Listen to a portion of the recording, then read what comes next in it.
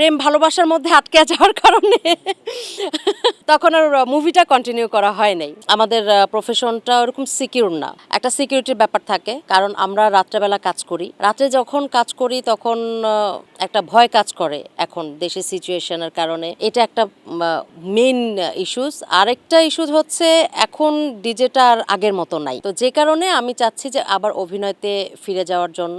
ইনশাল্লাহ অক্টোবর থেকে আমার কাজ শুরু হবে, অনেকগুলো প্রজেক্ট আমি হাতে নিয়ে ফেলেছি অলরেডি। যখনই আমি আমার আগের ডিরেক্টর যারা আছেন তাদেরকে যখন ফোন করে বলেছিলাম যে ভাইয়া আমি তো আবার কাজে ফিরতে চাই, ওনারা জাস্ট একটা কথা বলছে যে তোর একটা মাইট দেওয়া দরকার।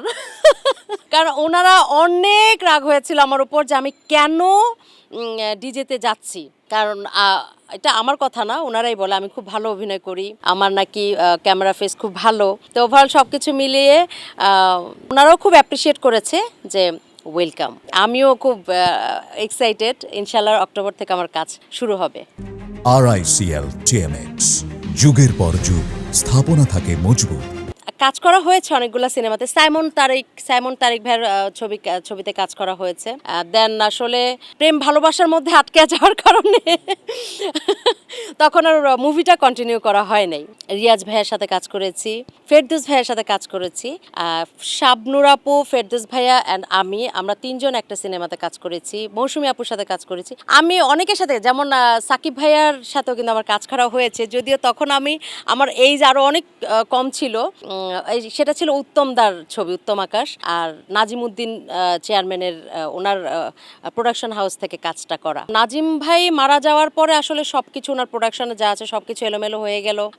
আমিও আসলে আমার বিয়ে হয়ে যাওয়ার কারণে মানে ওভারঅল সবকিছু মিলে একটা হজবরল একটা ব্যাপার হয়ে গেছে। বলে না যে ওই যে ভালোবাসার ভূত মাথায় থাকলে কোনো কিছুই আর ভালো লাগে না, তখন মনে হয় যে না, ফোকাসটাই থাকে যে আমি বিয়ে করব, ভালোবাসার মানুষকে কাছে পেতে চাই, বিষয়টা এরকম আর কি। তবে হ্যাঁ, আমার হাজবেন্ড কখনোই আমার কোনো কিছুতেই বাধা দেয় নাই।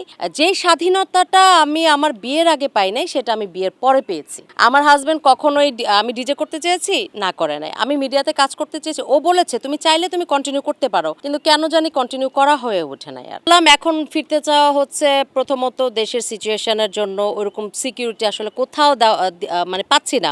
যেমন ধরেন আমি লাস্ট দুর্গাপূজার একটা প্রোগ্রামে আমাকে অ্যাডভান্স করা হয়, সব কিছু ডেট ফাইনাল করার পরে 11th আওয়ারে এসে আমাকে বলছে যে আপু আমরা তো আপনাকে সিকিউরিটিটা দিতে পারছি না, শোটা ক্যান্সেল করতে হবে, কারণ পুলিশ পারমিশন দিচ্ছে না। এটার একটা বিষয় আছে। তো যেখানে আমি সিকিউরিটি পাবো না সেখানে তো আমি যাব না। এটা আসলে আমরা যে প্রফেশনটাতে আছি, এখানে যখন পূজার প্রোগ্রামটা করি তখন হাজার হাজার মানুষ থাকে। যেমন কিছুদিন আগে আমি মাদারীপুরে যে প্রোগ্রামটা করেছি, একটা পূজা হোলির প্রোগ্রামটা করেছিলাম, ওইখানে অলমোস্ট আপনার 10,000-15,000 মানুষ ছিল, বিশাল একটা প্রোগ্রাম ছিল। তো ওনারা যথেষ্ট আমাকে সিকিউরিটি দিয়েছে। এরকম বেছে বেছে কাজ করতে হয়। তার উপর আবার সামার সিজনে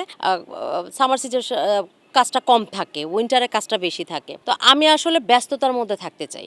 যেমন সামারে যে বাসায় আর কতক্ষণ বসে থাকতে ভালো লাগে, মাসে 1-2টা কাজ হয়। আর উইন্টারে যখন আমি হিসেবে সপ্তাহে 4 দিনই আমার কাজ থাকে, 5 দিনও কাজ থাকে, একদিনে 2-3টা কাজও থাকে। তো এই বিষয়গুলো আমি খুব এনজয় করি। আসলে আমি খুব কাজ পাগল, কাজ করতে আমার ভালো লাগে।